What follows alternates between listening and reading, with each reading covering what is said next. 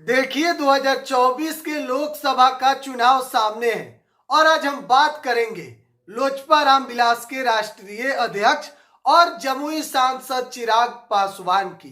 देखिए एनडीए में जब से नीतीश कुमार आए हैं, यानी कि बिहार में महागठबंधन का सरकार छोड़कर और एनडीए के साथ मिलकर नीतीश कुमार जब से बिहार में नया सरकार का गठन हुआ है, चिराग पासवान की चर्चा और तेज हो गई है। इसके पीछे की वजह है, लेकिन देखिए आपको पता है कि चिराग पासवान युवा नेता है और कहीं ना कहीं युवाओं में सबसे ज्यादा चर्चित नेता चिराग पासवान है। और चिराग पासवान जिस तरीके से राजनीति करते हैं और चिराग जिस तरीके से बिहार के बेरोजगारी के लिए रोजगार कैसे बढ़े, शिक्षा पर, स्वास्थ्य पर, बिहार फर्स्ट, बिहारी फर्स्ट, जो चिराग पासवान का विजन है उससे खास करके बिहार के युवा प्रेरित हैं। लेकिन देखिए अब सीट शेयरिंग का फॉर्मूला एनडीए में तैयार हो रहा है, लेकिन इतना ज्यादा एनडीए में घटक दल हो गया है कि सीट शेयरिंग का जो फॉर्मूला है उसमें कहीं ना कहीं पेच फंस रहा है।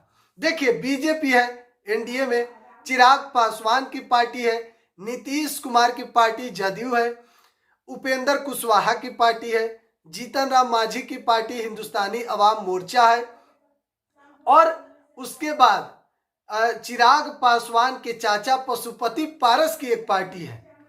तो कहीं ना कहीं इतना सारा पार्टी है। और देखिए 40 लोकसभा सीट वाला बिहार, जिसमें बीजेपी 20 सीट पर अकेले चुनाव लड़ेगी, उससे कम पर बीजेपी नहीं लड़ सकती है। तो अब 20 सीट जो बच गया है तो उसमें अब देखा जा रहा है कि चिराग पासवान कम से कम 5 से 6 सीट मिलेगा।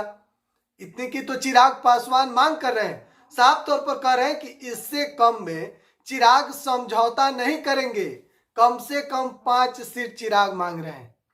अब देखिए 25 सीट हो गया और नीतीश कुमार 16 सीट से कम पर नहीं मानने वाले हैं।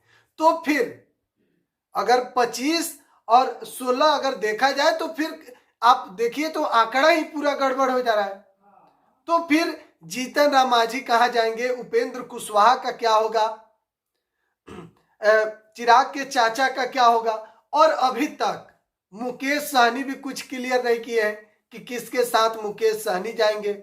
अगर मुकेश सहनी एनडीए में आते हैं तो 1 सीट और मुकेश सहनी को भी देना होगा। तो कहीं ना कहीं एनडीए में सीट शेयरिंग को लेकर पेच फंस रहा है।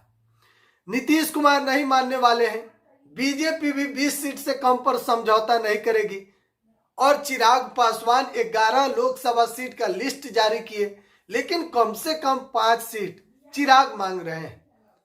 और उपेंद्र कुशवाहा, जीतन राम मांझी, उपेंद्र कुशवाहा को कहा जा रहा है 2 सीट मांग रहे हैं, जीतन राम मांझी को 1 सीट मिलेगा।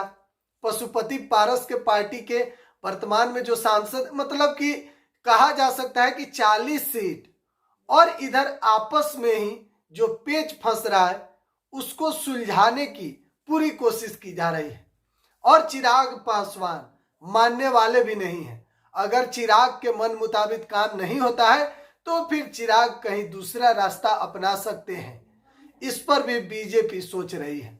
फिलहाल आज के खबर में इतना ही। आगे हम आपको जरूर एक एक अपडेट देंगे। बिहार एक्सप्रेस पर आप बने रहें। धन्यवाद।